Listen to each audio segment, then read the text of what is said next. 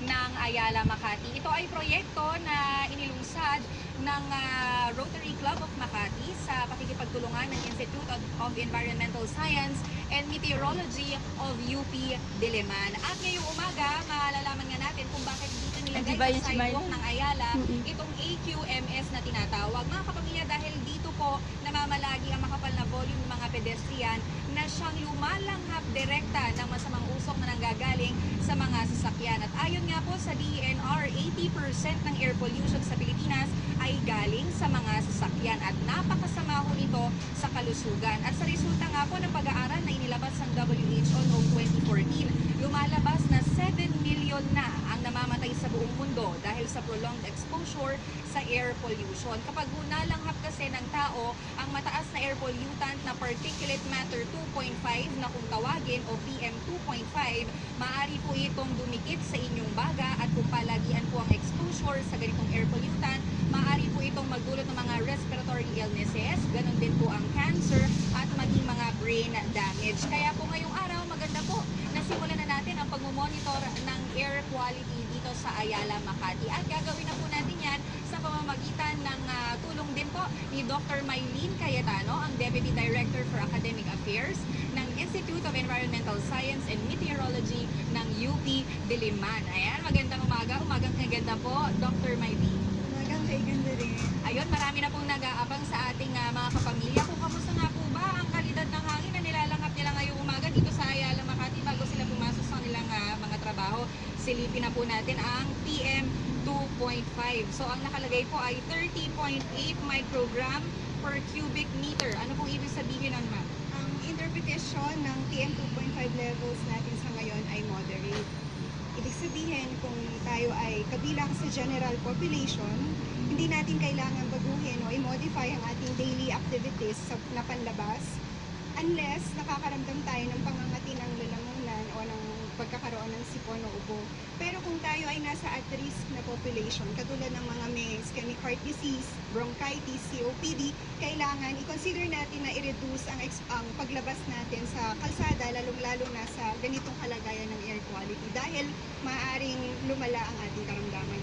Yun, maraming salamat po para po sa inyong guidance sa ating mga kapamilya, Dok. Ano? At mga kapamilya, itong data na nakukuha ng AQMS, ito ay itatransmit through internet para mabasa din nyo po sa website na bubuksan ng Rotary Club of Manila ng Makati very, very soon. At nakikita nyo po, nakita nyo kanina sa may baba ng inyong screen, ang health advisory nakalaki po ng bawat level na nababasa ng PM 2.5 mula nga dito sa Air Quality Monitoring System ng Rotary Club of Makati. At makakausap naman po natin ang man behind this very wonderful project, si Ginoong Eddie Yap, ang club president po ng Rotary Club of Makati. Sir, umagang kay ganda po. Samahan po ninyo kami dito ni Doc Mylene. Ayan.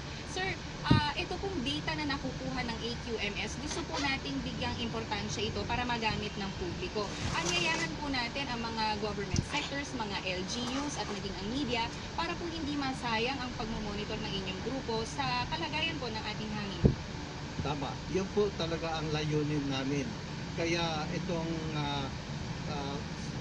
service ng Rotary Club ay para itawag ng pansin ng publiko at pati rin yung private stakeholders dahil wag po tayo umasa lamang sa gobyerno at tayo rin halimbawa yung mga bus operators, no, yung mga truck fleet operators, tsaka yung mga iba dyan sa mga yung sa industriya, kailangan mag-adapt tayo ng tinatawag na green practices para upang yung ating environment ay mapaganda. Dahil yung air pollution na yan, napakasama po yan sa mga kalusugan po nating lahat. Kay mayaman, kay mahirap, kay matanda, kay bata, lahat po apektado. At isa pa, yan po ay sanhi po ng kanyan, yung climate change. Nakita po natin nung nangyari sa atin.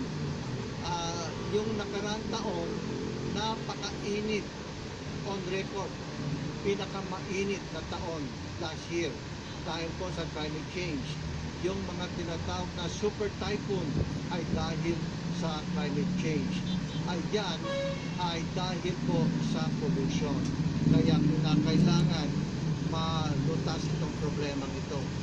Sir, yung data po ay makikita na ng publiko sa website na bubuksan po ng Rotary Club of Makati. Kailan po namin ito makikita, sir, na open na at para po mapakinabangan din po ng publiko ang data po na makukuha ng AQMM? Ang kaibahan po ng proyekto namin ay 24 hours po ito, continuous monitoring at available po sa internet. Ngayon, nakumpisa na at sa susunod na araw, makikita nyo po sa internet yung real-time reading kung ano po ang kondisyon ng hangin. Halimbawa, kung ibig nyong mag-jogging, tingnan nyo po ninyo yung air quality, no? Kung masama, huwag mo na po kayo mag-jogging.